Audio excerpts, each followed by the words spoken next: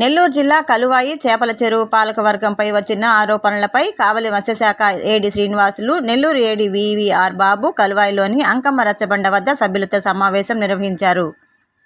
ఈ సభకు 140 మంది సభ్యులకు 85 మంది హాజరయ్యారు. ఈ సమావేశంలో 2 సంవత్సరముల నుంచి పాలకవర్గం సమావేశాలు నిర్వహించడం లేదని అధికారులకు సభ్యులు తెలియజేశారు. రికార్డుల్లో సంతకాలు మావి కాదు అని, బోగస్ సంతకాలు అని అన్నారు.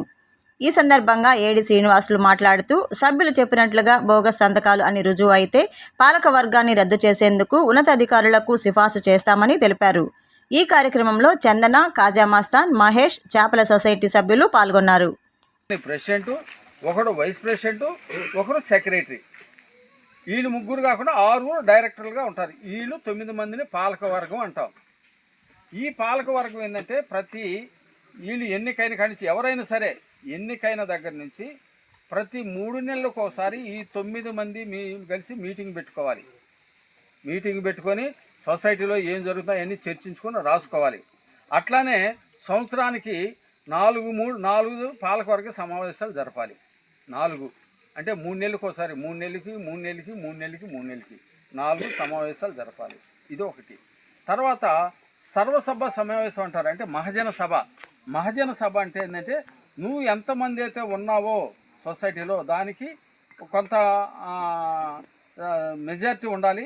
వాళ్ళందరూ కలిపి అంటే 6 నెలలకి 3 నెలలకి కలిపి వీళ్ళు ఏం మాట్లాడుకున్నది ఈ సభ్యులందరికీ చెప్పాలి. దీన్ని మహాజన సభ అంటారు. 6 నెలలకు ఒకసారి జరిగేదాన్ని సర్వసభ సమావేశం లేదా తెలుగులో మహాజన సభ అంటారు దీన్ని. ఇట్లనే 9 నెలల్లో ఒకటి చేయాలి. అంటే మనకి సంవత్సరం ఇయర్ ఎట్లా ఉంటుందంటే 1వ తారీఖు 4వ నెల నుంచి మరుసటి సంవత్సరం 31వ తారీఖు 3 వరకు ఒక సంవత్సరం వెళ్ళిపోయినట్టు. మళ్ళీ ఆర్థిక సంవత్సరం అక్కడి నుంచే మనం ఇది పెట్టుకుంటాం.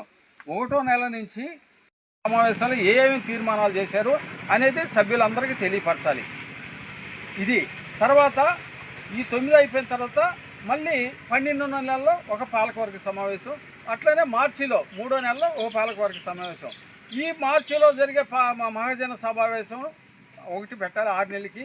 ఇదేంటంటే సంవత్సరం మొత్తం జరిగినటువంటి మొత్తం లెక్కలు కానీ, సొసైటీకి జరిగిన లెక్కల లావాదేవీలు కానీ, తర్వాత ఆడిట్ జరుగుతుంది అన్నమాట. సంవత్సరానికి ఒకసారి ఆడిట్ జరుగుతుంది.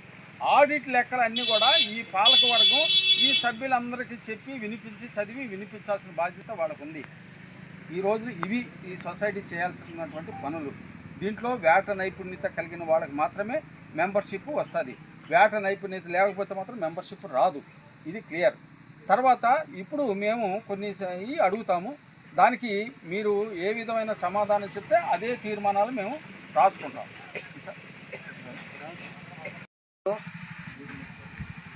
గత 27/7/2022 తేదీన కొత్త పాలకవర్గం ఏర్పడినప్పటి నుంచి సొసైటీ నందు జనరల్ సమావేశాలు కానీ, పాలకవర్గ సమావేశాలు కానీ, సర్వసభ సమావేశాలు కానీ సభ్యులకు ఎవరికి తెలియకుండా,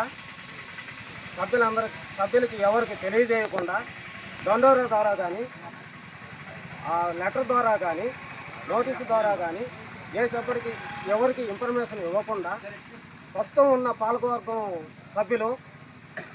సభ్యులకందరికి తెలిపామంటూ జనరల్ బాడీ జరిపామంటూ ఈ ఇచ్చిన తప్పుడు జనరల్ బాడీల పైన ఈరోజు ఫిషరీస్ డిపార్ట్మెంట్ నుంచి మత్స్యశాఖ ఏడీ గారు,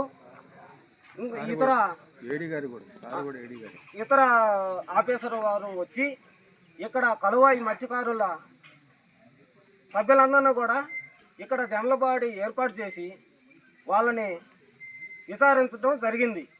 కనుక ఈ విచారణలో సభ్యులు ఎవరు ఉన్న పాలకవర్గం సభ్యులకి ఎవరికి మీటింగ్లు జరపలేదని, మాకు తెలియజేయలేదని, ఇవన్నీ తప్పుడు సమాచారం మీకు అందించారని వాళ్ళ కింద చట్టపరమైన సొసైటీ ప్రకారము చట్టపరమైన చర్యలు తీసుకోమని కోరడం తెలియజేయడం అయింది. ఇదే సొసైటీలో జరగని సమావేశం అయినట్టుగా ఉన్న సభ్యుల్లో కొంతమంది పూర్తి సంతకాలు కూడా పాలకవర్గం వారు తెలియజేయడం జరిగింది. ఆ పూర్తి సంతకాల పైన కూడా ఎంక్వైరీ ఇక్కడికి వచ్చిన ఆఫీసర్ వారు జరిపారు. ఆ సంతకాలు వాళ్ళకి కాదని నిర్ధారణ అయినప్పుడు వీళ్ళ మీద కలువాయి పోలీస్ స్టేషన్లో కూడా కేసు నమోదు చేయడం జరుగుతుంది ఈ పాలకవర్గం పైన. వాళ్ళ మీద తగిన చర్యలు తీసుకోవాలని ఇక్కడికి వచ్చేసిన ఏడీ గారుల్ని మేము సభ్యులను ప్రార్థిస్తున్నాం.